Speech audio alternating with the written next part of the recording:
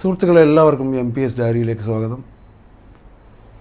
ഞാൻ ഇന്നൊരു വീഡിയോ ആയിട്ട് വരുന്നത്, ഇന്നലെ ഓൺലൈനിൽ ഒരു വാർത്ത കണ്ടു, കണ്ണൂർ എയർപോർട്ടിന് പോയിൻ്റ് ഓഫ് കോൾ ഫെസിലിറ്റി ലഭിച്ചുവെന്ന്.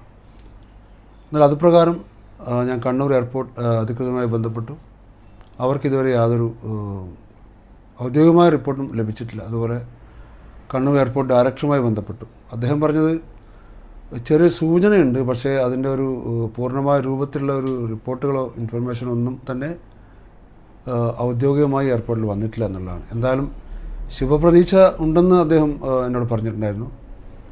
അതുപ്രകാരം ഖത്തർ എയർവേസും എമിറേറ്റ്സുമാണ് ആദ്യമായി കണ്ണൂർ എയർപോർട്ടിലേക്ക് വരാനുള്ള സന്നദ്ധത അറിയിച്ചത്. അതുണ്ടാവട്ടെ എന്ന് നമുക്ക് പ്രാർത്ഥിക്കാം. അതുണ്ടാവും എന്ന് തന്നെയാണ് ഞങ്ങളുടെ വിശ്വാസം.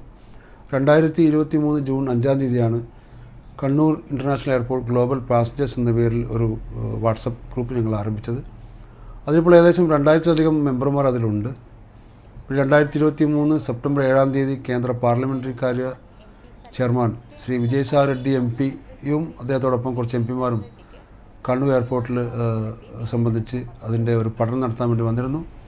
അവർക്കും ഞങ്ങളുടെ സംഘടന നിവേദനം നൽകിയിരുന്നു. ഏതായാലും ശുഭപ്രതീക്ഷ തന്നെയാണ് നമുക്കെല്ലാവർക്കും ഉള്ളത്. അത് തന്നെ സംഭവിക്കട്ടെ എന്ന് നമുക്ക് പ്രത്യാശിക്കാം.